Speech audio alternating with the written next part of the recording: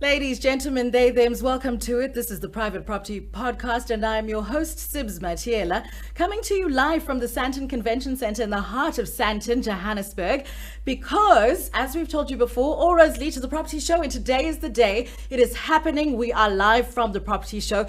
Joining me in studio, because some of you couldn't make it here in person or join us virtually, but we decided you shouldn't be left out of the conversation, so we are bringing you almost everyone from the property show to come and give you a little bit of a taster of what they were doing there today, and teach you all of the things that you need to know and answer all of the questions that you need answers. One of the main people here at the property show, actually, or the main, Izinja's game, the dogs of the game, it's Absa. So I'm joined in studio by Zayda Emmanuel, who is the portfolio manager for first-time home buyers at Absa. Zayda, welcome. Thank you. Zayda, sorry. Thanks for having me on the show again, Sims. Thanks so much. Sure, it's Sibs. See, Sibs. now we're getting each other's names wrong, Sibs, but it's Sibs. fine. There we go. Tell me about the property show. It is exciting. If you are not here, you are missing out. So please join us at the Sandton Convention Centre. Please. What are you please. missing out on if you're not here? You are missing out on connecting, learning, meeting industry partners that can help you with expansion of your property journey, or entering the property journey, or even better yet, becoming an investor and creating a property wealth portfolio. Zayda, you are, in the department of first-time home buyers. You deal with them all of the time, and this is your thing. Yeah. These are the people that you are helping in life Yes. get their stuff together and get their coins together and collect their bags and buy their first-time home. Are you seeing lots of those people come in and out of the property show today? Absolutely. There is different types of people here today. Everybody is hungry for the education about home ownership, whether you're a first-time buyer, an investor, somebody who owns a home already and you're selling. Private Property has all the available industry partners here today at the property show to educate you about everything about home ownership. I heard you had a whole talk today. Oh yeah. What was it about? Financing your first property. Ooh. Making those dreams come true. Give me like a point form summary. Oh wow. So what we spoke about was, Did you have to memorize it? No, Did you have, like, cue yeah, cards? conversation. it's things close to the heart, and it's things that we want to educate the market about, things to consider when you're buying your first home. And they're very simple. I think when you think of your first home, you don't even know where to start. So we've broken it down. So where we started was really saying, let's give you some key categories and let's work with those. So let's start with finance and your budget. What is your budget? What's your income? What's your expenses? Do you have savings? Do you have enough savings towards, the journey of home ownership? Do you have savings set aside? So all the associated cost for buying a home. And then your budget. What's your income? What's your expenses? Is there surplus in your budget for you to become a homeowner? Because it's like an appointment with yourself, you and yourself and your money. And what does that look like? And then I think the next category is really your credit score. What is your credit score? Do you even know what your credit score is? And your credit score is driven merely by the credit obligations that you've taken up and those repayment towards those, and it builds a credit history profile. And you can access a credit report from our credit bureaus, TransUnion or Experian. And then the third category we looked at, what are those additional expenses? So you're excited, you want to be a homeowner, yay. But what else comes with being a homeowner? So those additional expenses like rates and taxes that you need to account for in your budget, electricity and your electricity, water bills.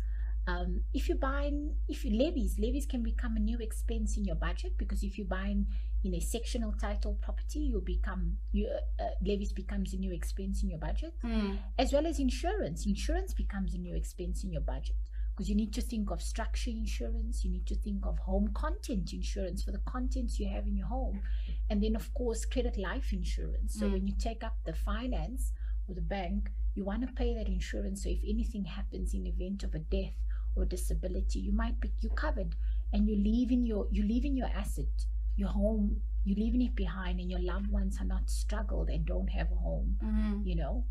And then the other category we looked at was, okay, so you've done your financing, you've checked your credit score, you worked out the numbers, so what's next? How much could you qualify for? So do a pre-qualification and better understand, okay, so linked to my finances. What could I afford? And it's nice to know, I have a good ballpark figure before we start seeing great homes and we're like, okay, but let's come to reality. I can't afford this. So let me actually do a reality check and what can I afford? And that gives you a good estimate of the price ranges you're looking at. And then you can start going on the property search. And using Private Properties Portal, great, lots of properties, very good information. Looking at suburbs, different type of suburbs, different what is in those suburbs? Are they amenities? Are they close? Do they meet your lifestyle obligations or criteria? And then you can look at suburb reports, understand what is in that suburb, how is the suburb, the surrounding properties, what are the average prices, valuation of those properties, are there good transport networks? And then, of course, once you've known, you go and check out a property and check out a suburb, because it's good to understand the property you're interested in from a structure perspective, as well as, the surroundings, the security. What does security look like in the suburb? What is the average price properties? What have they sold properties before? Is there a park I can walk my dog? Recreational facilities? Is there medical facilities close by? Other amenities, shopping centers, schools are important. How does the access to transport networks work? And then also, what are some of your living requirements? I want fiber, I want some green solutions, green energy solutions. Give me solar, honey. Give me solar. What else are you looking for? So those become part of your criteria, when you start searching for a property. Never mind the suburb, but those are some of the things to consider. And then I think making your offer, once you set, you now know what you could qualify for. You have a ballpark figure from a price range. You now know what are some of your lifestyle needs, and now you might have found that property and you start working with your estate agent or a developer, and you make offer to purchase. And then you take that with your home loan application and you submit it to the bank for assessment. So with your home loan application, really, we're assessing your affordability. Can you afford to buy this property? And are you good for credit? Because what does your credit history tell us? Have you been conducting it very well? Are you good for credit? And also, can you afford that? I think, Zada, speaking of credit, first of all, what would be the best way to go about improving your credit if it wasn't necessarily the greatest? I think the best thing is to look at your income and what percentage of your income are you paying away to credit obligations every month. I mean, if you have to pay 70% of your income to credit debt obligations, I think then we need to really look at what are some of those credit expenses. Are they necessary? Are they good credit?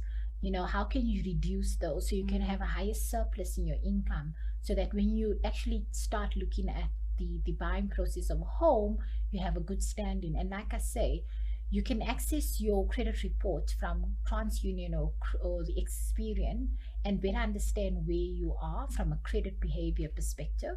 If you need to improve those, they actually give you the education and the guidance of how. But, I think it's important, like I say, your finances and your budgets is very, very important. So speaking of finances and budgets, when now is the time, and this is now between you and me, just pretend there's no one else here. When is there a time to maybe haggle, or now say you're putting in an offer to purchase and the price is a certain amount, then you think, maybe if I just offer them something lower, then maybe they'll bite? Or is there an opportunity ever to sort of negotiate? I think negotiation is sort of an art. There is no tactical way to do it. It's more of an art. I think it depends on the type of property you're buying from a price range as perspective as well. And also what is inside the property that makes it to that value? Are there special interior criteria, interior decor that makes it really, clapper lights? Exactly. And then I think that, could you be cheeky and put a lower offer in? I think you can assess that based on the situation. If it's a pre-owned property, why are people selling? They're immigrating. Could be a divorce. So sometimes you want things to fast track quite quickly. Yeah. So it depends on the situation, and I think it's sort of an art for negotiation. And I think you have room to do that. I think it's engagement between the estate agent, probably the seller as well, and yourself. And let's see. I think also at that point, it's good to know, are you good for lending? So the pre-qualification plays a very critical role in that negotiation part, because I think sellers and estate agents would like to know, but actually, are you good for finance? Yeah.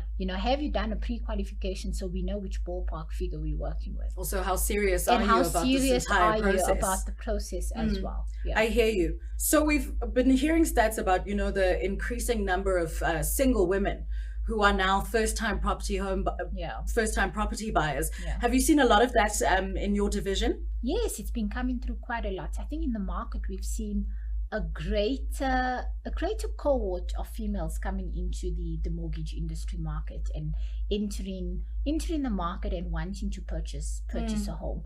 I think we've seen more of that. I think it's also very linked to affordability. It's linked to accessibility as well, and also timing. Am I ready? Would I want to? I want to take this step. I'm geared to do it now. I'm not going to wait for someone to marry me. I'm actually just going to be independent and buy my own house. Independent and buy your own house. So I think it's very life stage orientated. I think it's circumstance orientated. And I think it's also where you are in your journey of life. Are you ready? Can you do it? And can I afford it? Because if you can, nothing stops you from doing it, So it's very exciting to see that some behaviors are slowly changing from a demographic perspective and a gender perspective. I think it's really good. Yeah. I think it's good that not only women in South Africa, around the world, to have the ability to access, to access finance, to be able to come into the mortgage industry market and actually owning their home. Nothing stops you from owning your own and owning one with your partner when you enter a marriage journey. Should that even happen for you? Because we have choices now as women. Yeah. Regarding Absa's role in being a key player in making sure that the property show has happened, that it's all come together, you guys, honestly, and I imagine this is a very important thing for you. And, Absa is all about Africanacity. And for me, Africanacity is all about the spirit of Ubuntu that we have towards one another. And I think that's one of the key tenets of your business is bringing in that Ubuntu factor, that Africanacity that says we're all Africans. Let's help one another. Let's grow one another. Let's build each other. Yeah. And I think that's part of the key tenets of, the structure of Absa's business overall. But what would you say is the most important thing that drives you guys to say, we are going to sponsor the property show, we are going to give these people the information that they need, and we are going to stop gatekeeping and provide access to South Africans who need all of this information? Thanks.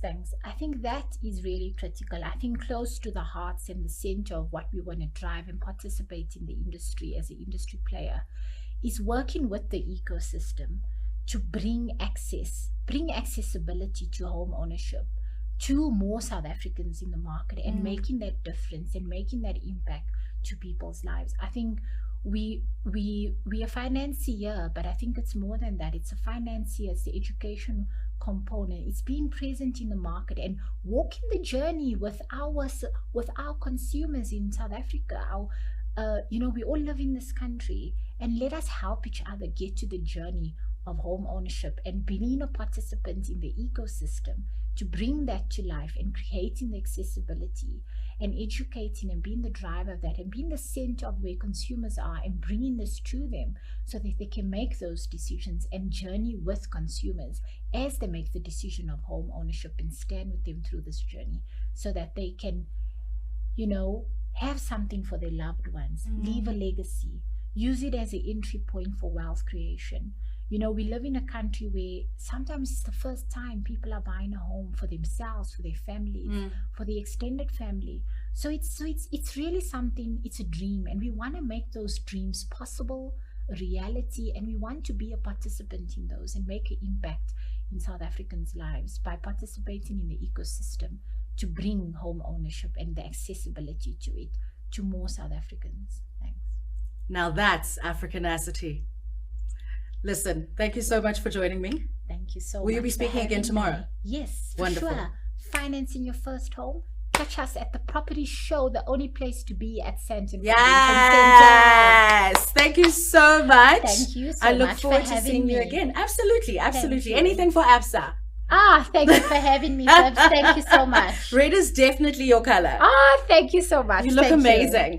Thank you. It's all going down at the property show. I'm going to be giving you more content, honey, but that's it for today. I'll see you on tomorrow's episode. Good night.